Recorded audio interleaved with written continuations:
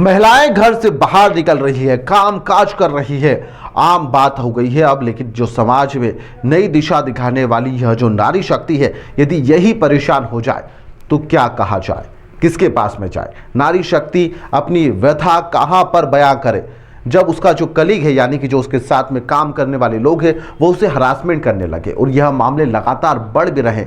लेकिन सोचिए, जब आप किसी के खिलाफ यौन उत्पीड़न की आवाज़ उठाएं, किसी की शिकायत करें, तो उल्टा आपका ही डिमोशन कर दिया जाए। आप अधिकारियों के चक्कर लगाएं कि साहब इनकी गलती थी, इनके ऊपर तो कार्रवाई कीजिए, यह हरासमेंट कर रहे थे। लेकिन नहीं, इसके बाद आपको हाईकोर्ट जाना पड़े, फिर अधिकारियों को फटकार लगाए जाए कि इस मामले में कार्रवाई कीजिए। तो सोचिए यह कितना गंभीर यह मामला हो जाता है। यह जो पूरी खबर हम आपको बताने वाले हैं, यह ग्वालियर से सामने आई है, जहां पर किसी ऑफिस या दफ्तर की बात नहीं बल्कि अस्पताल की हम बात करने वाले हैं, जहां पर डॉक्टर स्टाफ नर्स से गंदी बात करते हैं। जी हां, जब महिला स्टाफ होता है तो डॉक्टर यहां पर जो उनकी हरकतें हैं वह और भी ज़्यादा बढ़ जाती है। ग्वालियर का जिला अस्पताल है, जहां पर डॉक्टर के द्वारा यहां पर गंदी बात करने के गंभीर आरोप और किसी महिला कर्मचारी ने नहीं और किसी ने नहीं बल्कि जो महिला नर्सिंग की जो ऑफिसर है उनके द्वारा लगाए गए हैं। पीड़ित महिला ने यहां पर बताया कि उनके द्वारा आला अधिकारियों को इस मामले की शिकायत की गई थी। बजाय डॉक्टरों के ऊपर कार्रवाई करने के महिला नर्सिंग ऑफिसर को ही पद से मुक्त कर दिया गया और जनरल ड्यूटी नर्स उसे बना दिया गया। सोचिए अब आप, एक तो गलत किसके साथ में हुआ, आवाज़ उठाई तो उल्टा उसके ऊपर ही कार्रवाई कर दी गई। फिर क्या था, महिला जो नर्सिंग ऑफिसर थी वह इस मामले में जिला अस्पताल के जो डॉक्टर थे उनके ऊपर डबल मीनिंग और आपत्तिजनक जो जोक सुनाते थे, उसको लेकर वह हाईकोर्ट जा पहुंची। जी हाँ, ड्यूटी के दौरान यहाँ पर कई बार उसके साथ में बेड टच जैसी हरकतें भी हुई। रात को मोबाइल पर यहाँ पर गाने और आपत्तिजनक मैसेज उन्हें भेजे जाने लगे। इसको लेकर जो महिला नर्सिंग ऑफिसर थी उसकी शिकायत आला अधिकारियों को उसके द्वारा की गई। अधिकारियों ने दोनों डॉक्टरों के ऊपर कार्रवाई नहीं की, उन्हें बचा लिया और जो पीड़ित थी नर्सिंग ऑफिसर उसको पद से हटाकर यहाँ पर जनरल ड्यूटी नर्स उसे बना दिया गया। जिसके बाद में महिला आयोग सहित अन्य जगह उसने शिकायत करी, वह नहीं हार नहीं मानी उसने। उसके बाद में ठोस कार्रवाई वहां पर भी नहीं हुई तो उसने हाईकोर्ट का दरवाजा खटखटा दिया। जिसके बाद में हाईकोर्ट ने इस पूरे मामले में पीड़िता के द्वारा पेश किए गए सबूतों के आधार पर इस मामले में अफसरों को फटकार लगा दी और जहां पर पीड़िता को तत्काल यहां पर मेडिकल ऑफिसर्स पर या जो ऑफिसर का जो उसका पद था उस पर बहाल करवाए जाने, इसके साथ ही यहां पर यौन उत्पीड़न कमेटी से निष्पक्ष जांच कर तत्काल कार्रवाई करने के निर्देश हाईकोर्ट के द्वारा दे दिए गए। वहीं पर पीड़िता का क्या कुछ कहना है, फिर आप सिविल सर्जन का सुनिए, डॉक्टर जो RK शर्मा है, उन्होंने हाईकोर्ट के इस फैसले के बाद में क्या कुछ कहा है वह भी आप सुनिए। पहले नर्सिंग जो महिला ऑफिसर है जो पीड़िता है उसने क्या कुछ कहा और उसके बाद में जो डॉक्टर है उनका क्या कुछ कहना है वह भी आप सुनिए। मैं जिला चिकित्सालय मुरार में नर्सिंग ऑफिसर के पद पर विगत 10 साल से कार्य कर रही हूँ।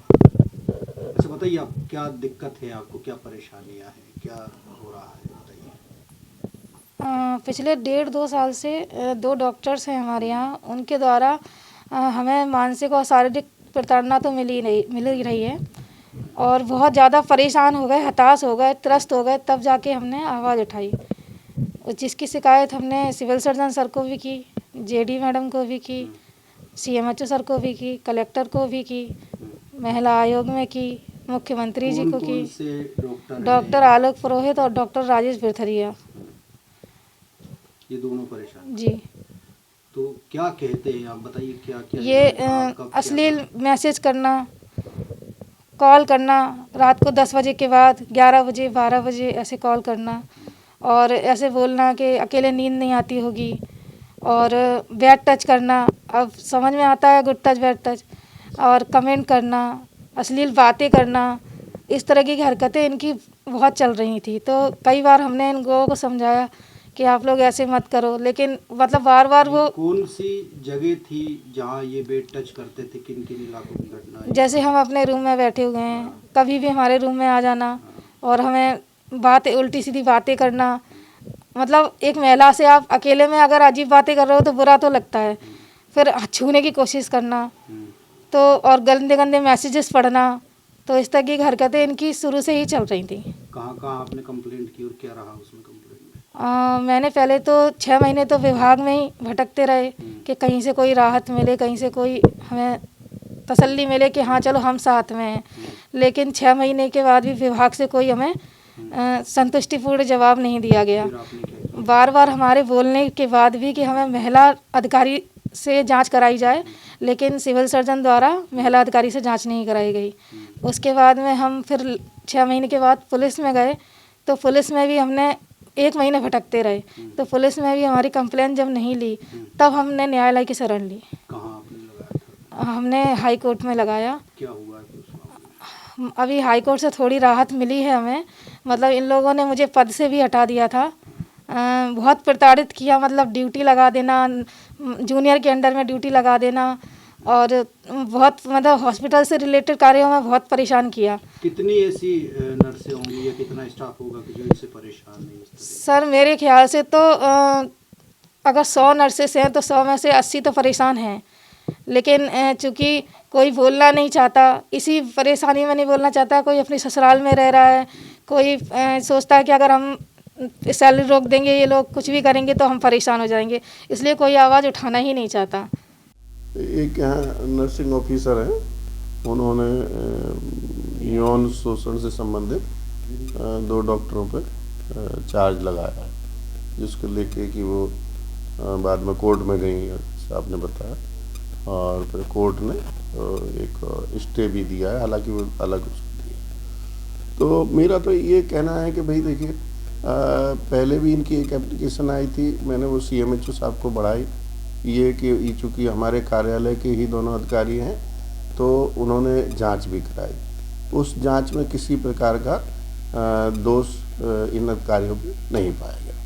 फिर इन्होंने, जो नर्सिंग ऑफिसर है, उनका कहना था कि नहीं साहब, इसमें महिला कर्मचारी नहीं थी, इसलिए हम अमान्य करते हैं।